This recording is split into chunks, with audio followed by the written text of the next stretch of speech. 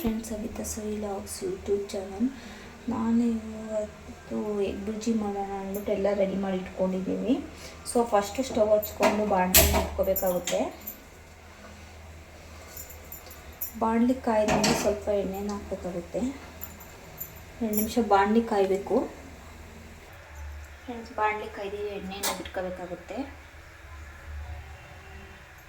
ಸ್ವಲ್ಪ ಇಟ್ಕೋಬೇಕು, ಜಾಸ್ತಿ ಎಣ್ಣೆ ಅಂದರೆ ಚೆನ್ನಾಗಿರಲ್ಲ, ಲೈಟಾಗಿ ಇರಬೇಕು.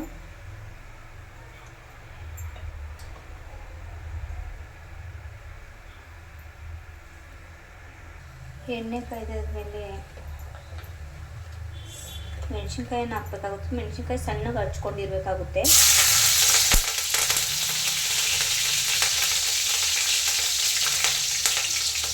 ನೆಕ್ಸ್ಟ್ ಈರುಳ್ಳಿನ ಹಾಕಬೇಕಾಗುತ್ತೆ.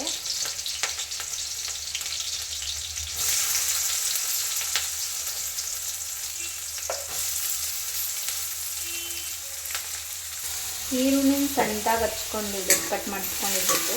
ಕಟ್ ಮಾಡಬೇಕಾಗುತ್ತೆ. ಎಗ್ ಬುರ್ಜಿ ಸಣ್ಣಗಿದ್ರೆ ಚೆನ್ನಾಗಿರುತ್ತೆ.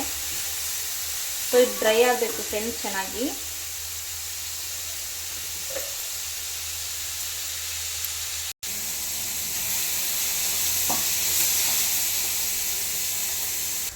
ಈರುಳ್ಳಿ ಡ್ರೈ ಆಗಿದೆಯಲ್ಲ, ಸ್ವಲ್ಪ ಸಾಲ್ಟನ್ನು ಮೇಲೆ ಉದುರಿಸ್ಬೇಕಾಗುತ್ತೆ.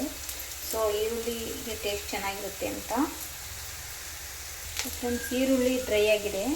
ಸೊ ಮೊಟ್ಟೆಯನ್ನು ಒಡೆದು ಹಾಕಬೇಕಾಗುತ್ತೆ. ಮೊಟ್ಟೆನ ಒಡೆದು ಹಾಕ್ತಾಯಿದ್ದೀನಿ.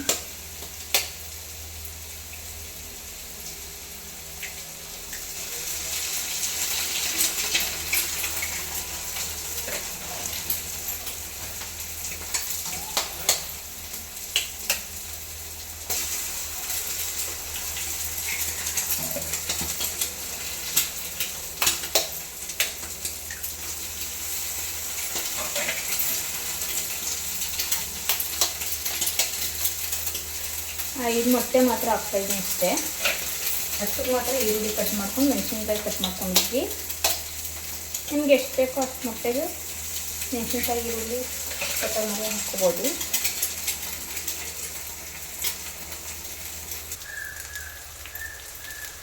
ತಿರುಗಿಸ್ಬೇಕಾಗುತ್ತೆ.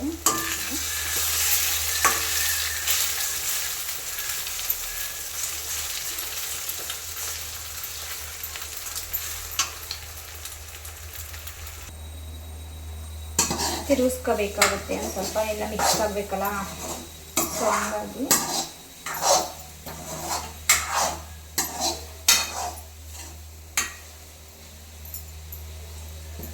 ಸ್ವಲ್ಪ ದಪ್ಪದಾಗಿದ್ದರೆ ಚೆನ್ನಾಗಿರುತ್ತೆ ತಿನ್ನೋಕ್ಕೆ.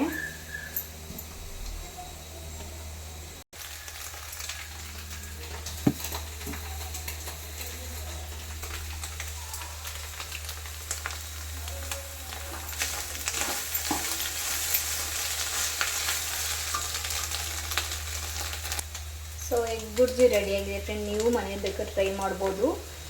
ಸೊ ಇದಕ್ಕೆ ಈರುಳ್ಳಿ, ಕೊತ್ತಂಬರಿ, ಮೆಣಸಿನ್ಕಾಯಿ, ಲಾಸ್ಟಲ್ಲಿ ಸಾಲ್ಟ್ ಒಂದು ಸ್ವಲ್ಪ ಹಾಕಬೇಕಾಗುತ್ತೆ.